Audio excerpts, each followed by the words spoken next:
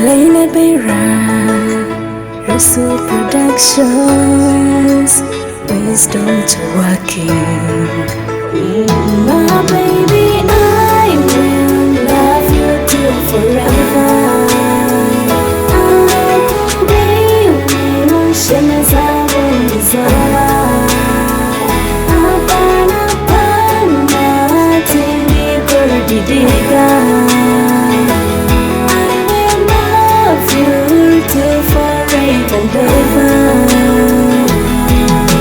Move your love for me, never break promises. Conchitting upon you and my respect. My super grace like a butterfly. You own my life, never say goodbye. I do my things like calculus apart. My love for real and you should know. I will love you till forever. I could be emotions I will desire.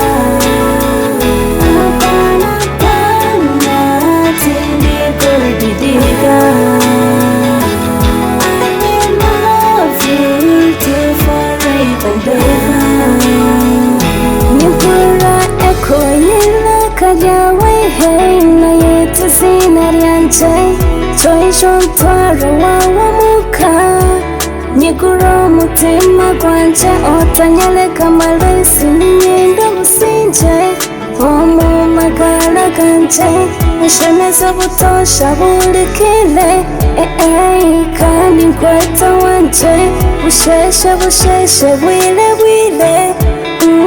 yowe hamwe niwe batwigombe batasimise yowe hamwe niwe.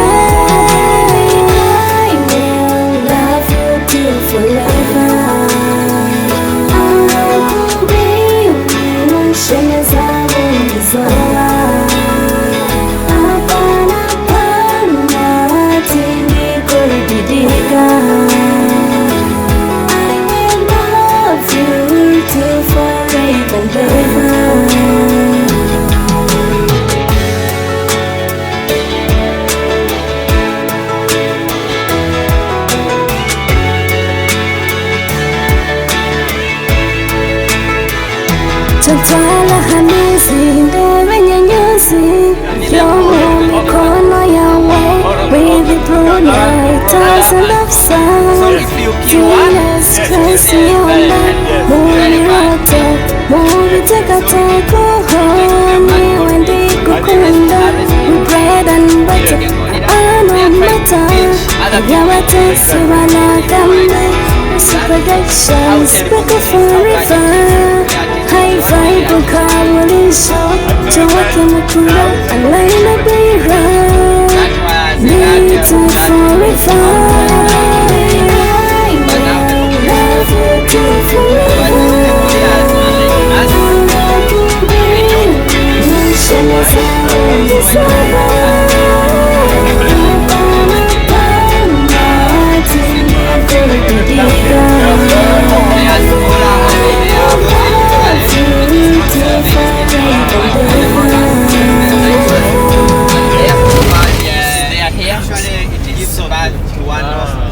Okay.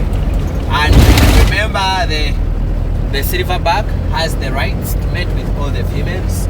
So mating is not done to all the females at the same time. So usually in one group you may find one female can give birth like in one group the female can give birth like once in 2 years. One female, only yes, one. So yes.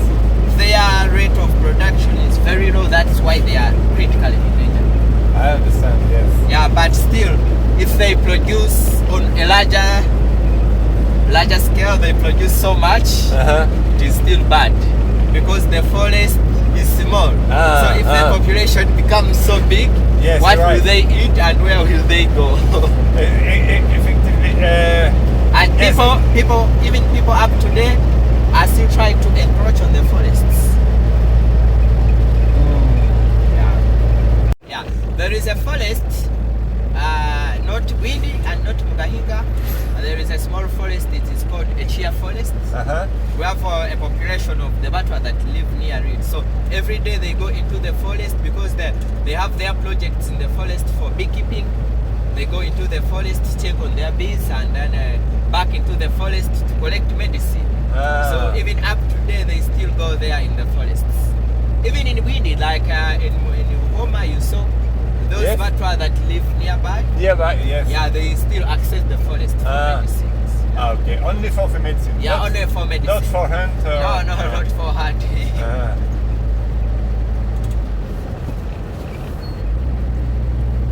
And why is it necessary to have a guard or one or two guard when you are going for gorilla tracking? yes. Why do you need a guard? Yes, gorillas only when When you are make already with the gorillas? Yes. Oh, because sometimes even the habituated gorillas can turn into wild. Those are wild animals. However, they are habituated, but you might find, like I told you, the incident that happened the other time, when a white silverback was trying to take away the females from another group. So it is also possible for that incident to happen. So that is why you need the guards with guns. In case something happens, they shoot in the air to scare them away. Yeah. Okay, it's for the animals. Not Also, because you know the forest has forest elephants. So when you meet the forest elephants, what do?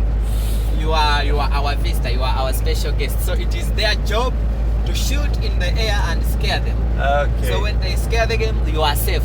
Okay. Yeah. That is the only reason why they are allowed to shoot if yeah, you know the sound of the gun is really sounds so bad. Even to us, even to me, when I hear the sound of the gun, I get scared. So for them, they also, if they hear that sound like whoo, they will get scared and run away. Run away. Yeah, really, we have not heard of any incidents where they shoot in the air and the animal doesn't run away and it keeps on attacking. It's not. I thought it was for the proximity of the Congo. Not about that. At the border, like Uganda is one of the safest countries. Yeah, very safe here. So at the border, the people at the border are actually different from the people that you went with for gorilla tracking. The one that you went with for gorilla tracking are Uganda Wildlife Authority trained ranger guides. Those are not, then the ones at the border are Uganda military defense. Military. Military. Yeah, military. So the ones that in the wind that you went with for gorilla tracking are more when they are in their training. Of course, they do military training. They are trained militarily, but in their training, they learn more about conservation and handling tourists. So they work in a very professional way. But the other ones at the border, for controlling the border, those are military people. Okay. Yeah. Highlands this side, and we now go deep down into the flatland. It's the border. Yeah, this is the border of Kigezi. Kigezi as a region and Ankole as a region. Okay. This side, now where we are heading, is the Ankole Kingdom, and this side where we are coming from is Kigezi. Okay. The Ankole was a kingdom. They had a king in the past before the coming of the Christian missionaries and then the British colonizing Uganda. They had a king as a leader. But this side where we are coming from, the Vachiga never had a king. Because for the Vachiga, up to now, they have a saying that every Mchiga is a king. So one man tried to make himself a king for the Vachiga. Do you know what the Vachiga did? No. They went to his home, they slaughtered all his cattle and cut down all his banana plantation and said, you can never be our king. But the rest of Uganda, like now where we are entering Ankole, they had their king called Omugabe. Then Buganda had their king called Kabaka. And then some other parts like where we are going in Queen Elizabeth National Park, Yes. they had their king called Omusinga. Then to near Chibali National Park, they had Omukama. Then Bunyolo also had a king. And other parts also all had kings. The only part in the Uganda that never had a king was this region, Kigezi. Funny. Yes. But the kingdoms actually played a very great role in the colonizing of Uganda. Because when the colonialists came, Uganda was colonized by the British. Yes. When they came, they first made sure to bribe our kings by then. Do you know what they would do? No. They would bring like a miller. You know a miller?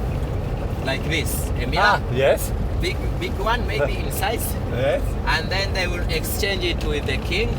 The king would either give them gold or something. Yes. And then the king, when the king would look himself in the mirror, he would feel a very special man. And in that process, they kept on bringing some small things, guns, beads, giving to the kings. So in the long run, the kings kept on giving out gold, ivory, and killing the rhinos, giving out the rhino horns and everything. In the long process, they ended up signing the agreement to give away their kingdoms in exchange for beads and millers and stuff like that. When the kingdom disappeared, in which the kingdoms actually disappeared in the early 1990s. In the early 1990s, in the early 1900s. Like for Buganda, they signed their agreement in 1900. 1900. Yeah, okay. Giving away their kingdom to the British. 1900 is when they signed the Buganda agreement that took all the powers from the king to the British. Okay. Yeah, and in the same period after taking over power from Buganda, because Buganda is the center. So when they finished taking over power from Buganda Kingdom, it was easy. Uganda was the most powerful kingdom by then. It was so easy for them to come and annex other kingdoms that were surrounding Uganda because they used Uganda as a chance. They had a system that was called divide and rule. Divide and rule, you know what it means? Divide. You divide them, Yes. you make them fight themselves, Yes. then you come in a way of reuniting them, you take over. Okay. So the kingdoms had to fight. Like Uganda would fight with Ankole, but Uganda was already taken over by the British. So they would fight, and in the after colonizing, taking over Uganda, the British had guns, so they would come and give the king that was there. So the king had too much power and would come take over like Ankole Kingdom easily. So after taking over Ankole Kingdom, because the king was promised to be in control of everything, after taking over the kingdom, it would fall under the Buganda control. But after taking over most of the kingdoms, including Bunyoro, Toro, and other kingdoms in the region, the British turned themselves against the Buganda king and took over power from him, and they threw him into exile. So and they ran Uganda up to 1962 when they finally decided to say, when actually colonialism was getting over in the whole of most of the African countries, and most of the African countries were getting their independence. That is when the Queen came here and gave the powers back to the people of Uganda and got back our independence. So if you see at the terrain of this area, it is so different from the terrain of Kigezi. So different. And as we go deep, we will not even see these hills. Okay. Yeah. We saw. Yeah.